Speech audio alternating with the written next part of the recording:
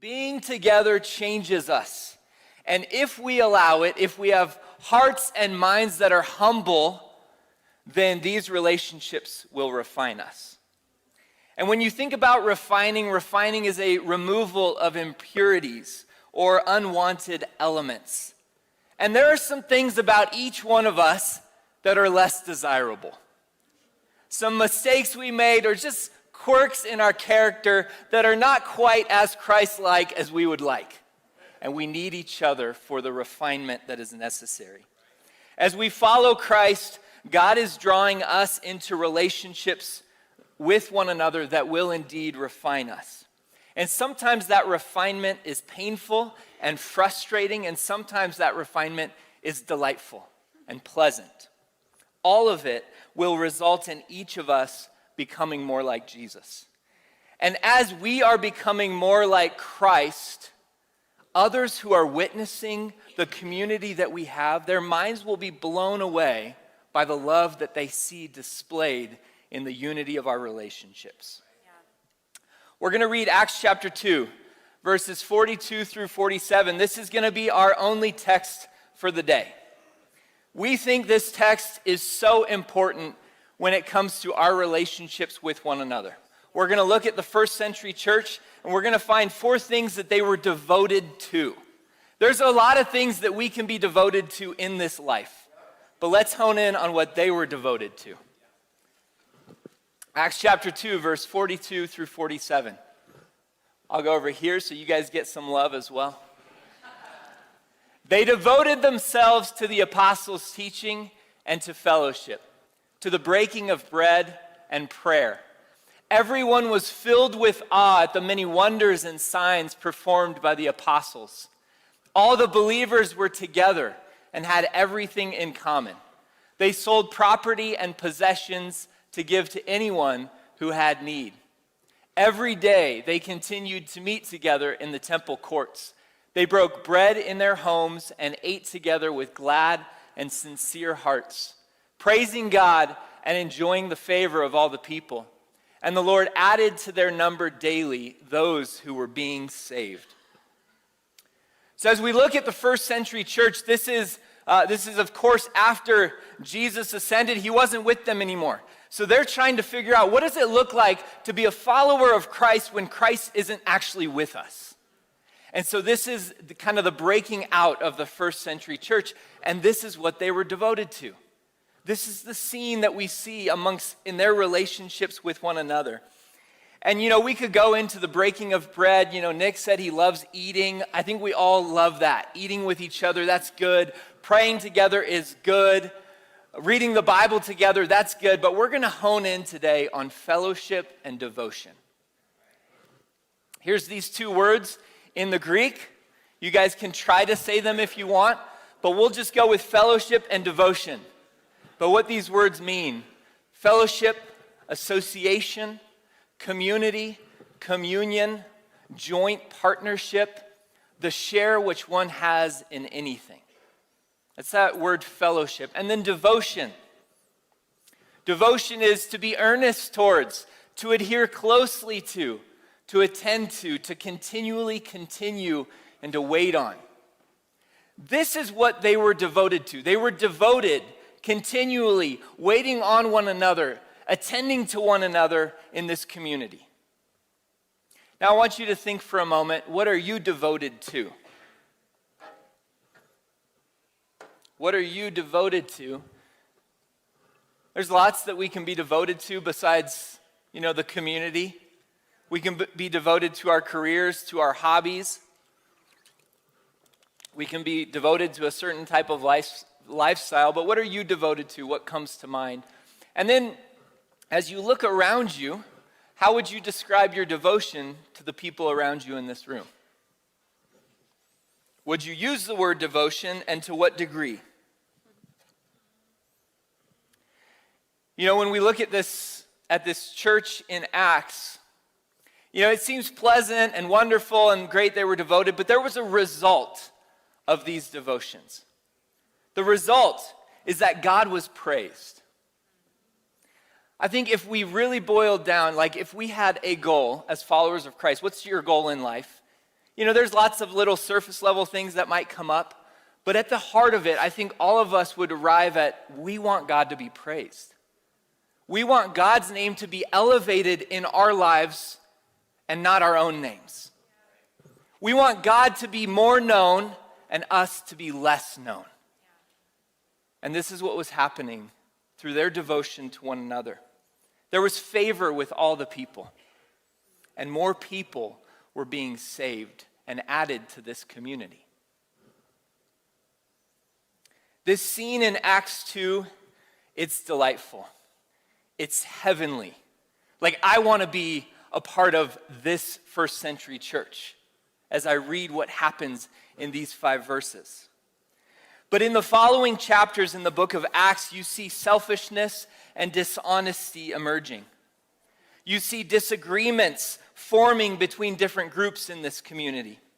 You see God confronting Paul, this man Saul, who later became Paul, confronting him as a Christian killer to, hey, why don't you become a Christian? And then fear starts to kind of rise up amongst this community because now this man who was attacking us is now a brother in Christ. And then, hey, guess what? It's not just for the Jews, but the Gentiles are also included in the good news. Wow, now our community is growing to this group that was not, and so it wasn't just this heavenly moment. It became these disagreements and these differing backgrounds and difference of opinions and some turmoil that was happening. And that sounds like us, right? That sounds like our community. The good, the bad, the ugly, the delightful. And we're trying to figure out unity together. And that's what this first century church started to experience amongst themselves as well. These relational circumstances that we find throughout the book of Acts, throughout the New Testament, they're so relatable because it's us.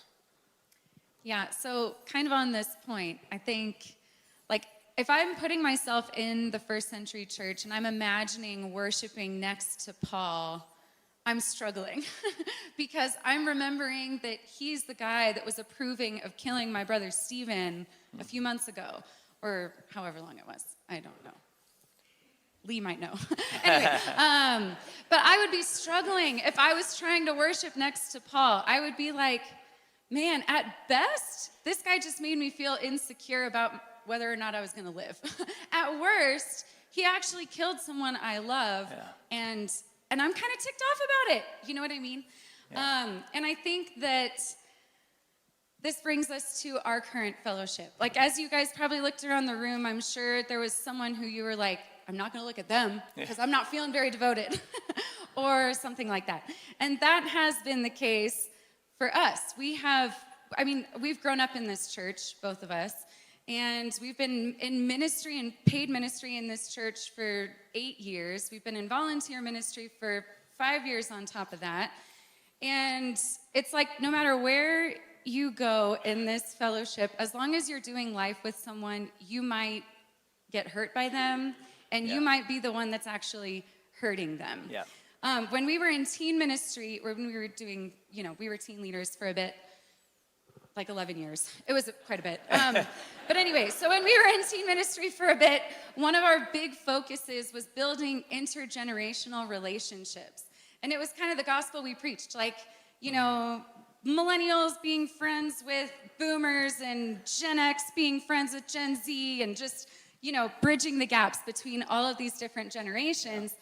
And so, you know how sometimes like the gospel you preach ends up becoming the gospel you experience? Yeah. So that's what ended up happening. We're preaching about building intergenerational relationships, and guess what Satan decided to do? He decided to stick a fork in the spoke of our intergenerational relationships, and we got really hurt by someone in a different generation than us. We felt really judged, like we were just kind of chalked up to what all millennials are chalked up to, which is entitled and selfish. The shoe fits. I'm not going to say it doesn't. But but hang on. The shoe also fit the generation of the person that we were being hurt by, which is that we felt like, where's the sharing in the partnership, it just seems like you want to tell us what to do, and that's it. And really what it resulted in was us just kind of planting our feet on our own generational identity, rather than saying like, okay, maybe they have something that's worth me listening to, or them telling us, maybe you have something that's worth us listening to.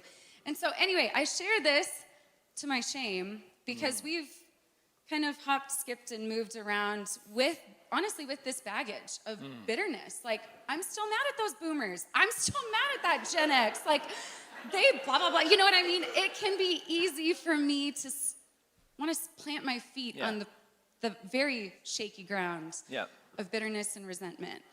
And it is being in this fellowship that is helping me realize that the fruits of forgiveness and patience and compassion, they're not born from ease, right?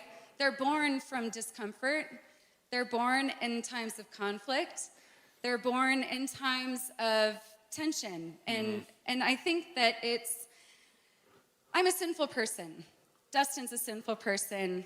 I'm going to bet that all of you guys are sinful people as well. And I was reading this morning about Jesus. Amen. But I was reading about leading up to, I was reading about Jesus leading up to the crucifixion. And it's right at the Last Supper. And what Jesus says is, right before he says, "Rise, let us go, here comes my betrayer," he says, "The Son of Man has been given into the hands of sinners." And I thought, wow, that's kind of what he did with us in this community as well. He gave us into the hands of sinners. Like, Dustin and I sin against each other all the time in our marriage, not because we're trying to, but just because as long as we're in this, kind of like what Sam and Marin were saying, as long as we're in this in-between of the already but not yet, we're going to keep stumbling and we're going to keep bumping into each other. But hopefully it's where my rough edges, sinful edges, bump against a boomer's rough edges. Hopefully what it does is it softens us out. It's like sandpaper. It smooths us out and makes us not into just Katherine 2.0 or Dustin 2.0, but makes us into the looking more like Jesus. And that's what I think God brought us into this community for.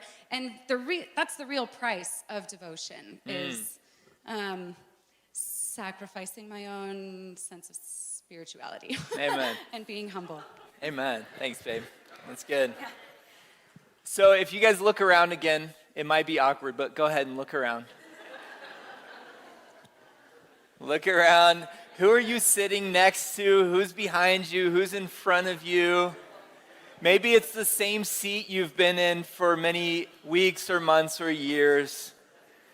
But as you look around, the people in your row, they might be the people that you're devoted to. But you hesitate and you resist expanding your little friend circle to more people. Maybe you look around and you see people who are easy to be devoted to because they're like you, or they're in the same life stage as you, or you like the same hobbies, and so it's easy. Maybe you look around and you see a bunch of people who are just strangers to you. And you're scared, you're nervous at the thought of actually devoting yourself to this community. And all of this, wherever you find yourself, all of these relational circumstances, they emphasize the significance of devotion. Not a commitment based on personal convenience, not a wishy-washy love towards one another, not a 1 foot in, 1 foot out approach to this community. I know I've been there. Maybe you've been there too. But instead, a heart and a mind that say this: I'm devoted to you.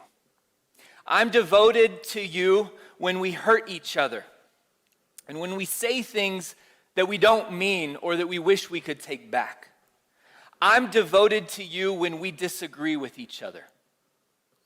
I'm devoted to our partnership even when God seems to be blessing you more than he's blessing me.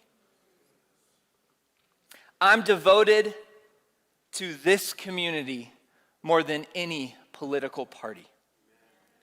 I am devoted to the fellowship with you through the heavenly moments and the tense, stressful moments.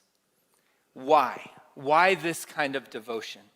Because I'm devoted even more to my King, who not only gave up his life for me, but also for you. So we have someone in common who is far more significant than any of our other commonalities or differences. And what I've experienced in this community, similar to what Katherine shared, is that the tension we feel in relationship with one another is often the tension that we need to become more like Jesus. Now, don't get me wrong, we need some of those relationships that are easy to get along with. The ones who are like us, or who we don't have to explain ourselves and like, I didn't mean that offensively. We need those. But I have found that the people that I need the most to become more like Jesus are the ones that kind of rub up against, and it's rough edges, and it's like, oh, this is tough to remain. But I want to become more like Christ, and so I need you.